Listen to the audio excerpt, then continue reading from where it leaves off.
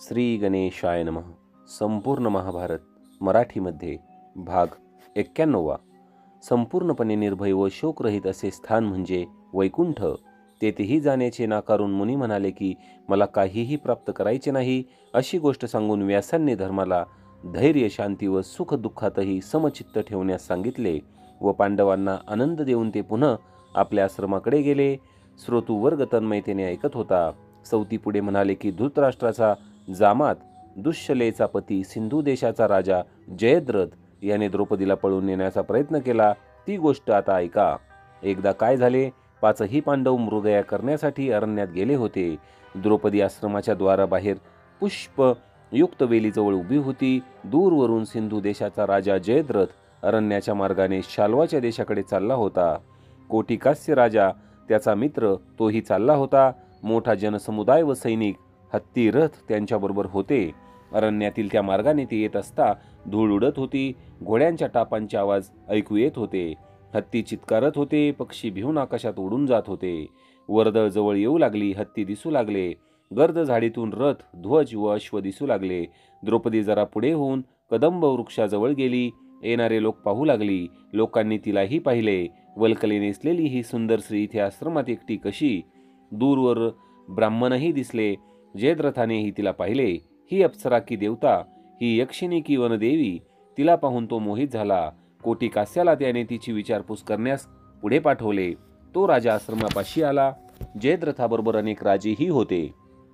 त्रिगर्त देशाचा क्षेमंकर, कुलिंगपुत्र, इक्ष्वाकू वंशातील राजा सुभव, 12 सौवीर राजपुत्र, जयद्रथाचे बंधू बलाहक, अनिविदारण असे अनेक राजे होते. कोटिकास्याने त्या सर्वांची द्रौपदीला माहिती दिली व तिला माहिती विचारली. तो शिबी वंशातील राजा कोटिकास्य आहे व त्याने माहिती सांगितली आहे हे पाहून द्रौपदी म्हणाली, राजा, मी खरे म्हणजे तुझ्याजवळ समोरासमोर बोलणे योग्य नव्हे, पण मध्ये कोणीही बोलायला नाही. शिवाय आत्ताच माझे पतीही बाहेर गेले आहेत. इथे बोलणारे दुसरे कोणी नाही आणि म्हणूनच मी बोलते. मी द्रुपद कन्या आहे. पंडूचे पुत्र धर्म, भीम, अर्जुन, नकुल व सहदेव हे 5 वीर माझे पती आहेत. धौम्य ऋषी आश्रमात आहेत. माझे पती मृगयेला गेले आहेत. आता त्यांची येण्याची वेळ झाली आहे. आपण या आश्रमात यावे. सर्वांनी जरा विश्रांती घ्यावी. धर्म हे आतिथ्यशील आहे. आपण येथे आतिथ्याचा स्वीकार घेऊन पुढे गेलात तर त्यांना फार आनंद होईल. बरे, तर मी सिंधू नृपतीला सांगतो, असे कोटिकास्य म्हणाला व परत गेला. काय म्हणाली ती? ती ना, अरे ती द्रौपदी, पांडवांची पत्नी, आदरातिथ्य करणार म्हणते. अरे कोटिका, तिचे इथून दर्शन घेऊनही मी वेडा झालोय आणि तू तिच्या जवळ बोलूनही परत आलास. दूत कार्य करता काय? बरे, पण जयद्रथा, त्या आश्रमात या घडीला पांडव नाहीत. तिने चांगुलपणाने विश्रांती घ्यायला बोलावले आहे. कोटिकास्य म्हणाला. मग थांबायचे कशाला? जयद्रथ म्हणाला आणि 6 हस्तक बरोबर घेऊन तो आश्रमात शिरला. त्याने वरकरणी सौम्य मुद्रा धारण करून म्हटले की, हे सुंदरी, तुझे पती लवकरच येतील ना? तुझ्या कृपेमुळे आमच्या प्रवासात विश्रांतीला चांगले स्थळ मिळाले आहे. सर्व जणांचे कुशल आहे ना? द्रौपदीने 6 जणांचे स्वागत केले. त्यांना बसायला आसन दिले. पाणी व काही फळे प्रथम पुढे ठेवली. न्याहारीसाठी काही मृग मारून मांसाहार करावा यासाठी मृग देऊ केले. सर्व सैन्याला पुरेल एवढा मांसाहार तयार करण्याचा बेत केला. पती युधिष्ठिर आले की सर्व व्यवस्था होईल असे सांगितले. तिच्या बोलण्याकडे दुर्लक्ष करून जयद्रथ म्हणाला, तुम्ही पाहुणचार खूप कराल हो. आदराने धर्मराज सर्व देतील, पण तू इथे शोभत नाहीस. तू या रथावर चढ, माझ्याबरोबर चल. काय म्हणताय काय तुम्ही? क्रोधाने द्रौपदी म्हणाली, अगं, तुझ्यासारख्या लावण्यवतीने त्या वनवासी पांडवांच्या मागे हाल काढीत हिंडावे. संपत्ती नाही, राज्य नाही, वैभव नाही. तू चल माझ्याबरोबर. तुला अशी वैभवात ठेवतो बघ. ते 6 जण तिच्याकडे आधाशीपणे पाहत होते. तिला त्यांचा बेत कळला. ती वेगाने आत जाण्यास वळली व ओरडली, धावा गुरुवर्य धावा. हा दृष्ट नराधम मला त्रास देतोय. तेवढ्यात जयद्रथ उठला. चला रे, धरा तिला. त्याने आज्ञा केली. तोच धौम्य आतून बाहेर आले. त्यांनी जयद्रथाची निर्भत्सना केली. द्रौपदीने त्याला पांडवांचा धाक घातला, पण 7 जणांनी द्रौपदी ओरडत असतानाही तिला फरकटत नेली व जयद्रथाच्या रथावर चढवली. आणि त्यांच्या जबरदस्तीपुढे काहीच उपाय चालेना. तेव्हा धौम्यही तिच्या मागोमाग झटापटा करत, तिला सोडा, या कर्माची फळे फार वाईट भोगावी लागतील असे ओरडत गेले. जवळच्या पर्णशालातून कित्येक ब्राह्मण धावत आले. ओरडाआरड करू लागले. सैनिकांनी त्यांना भराभरा लोटले. चिरडले तेव्हा ते मागे पडले. द्रौपदीची एक दासी कन्या भेदरून उभी राहिली. तिच्या तोंडून शब्दच फुटेना. भराभरा घोड्यावर प्रतोदाचे फटके बसले, घोडे भरधाव निघाले, रथ धावू लागले. फळांची परडी केव्हाच उलथून सगळीकडे फळे विखरली गेली, चिरडून पाण्यात कालवली गेली. पाण्याचा कलश लवणला होता. हत्तीच्या गंडस्थळामागे भराभरा अंकुश बोचले गेले. पायदळ सैन्य पटापटा धावून पुढे जाऊ लागले. धोम्यांना धक्काबुक्की होत होती, पण ते तसेच पुढे जात राहिले. रथांमागून द्रौपदीची ती दासी कन्या धावत गेली. रथामागून रथ धावू लागले. ती दासी दमली, रडत परत आली. अरण्यातून रथांसह जयद्रथ दूर दूर गेला. द्रौपदीचे ओरडणेही ऐकू येईना. दासी ओक्साबोक्शी रडत आश्रमाच्या दारात भूमीवर गडबडा लोळू लागली. ओरडून दमली.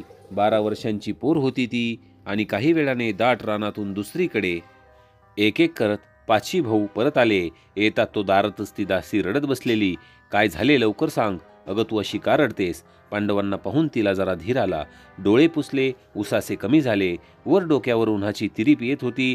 पांडवांच्या हातात मारलेले मृग होते. त्यांच्या घावातून रक्त ठिपकत होते.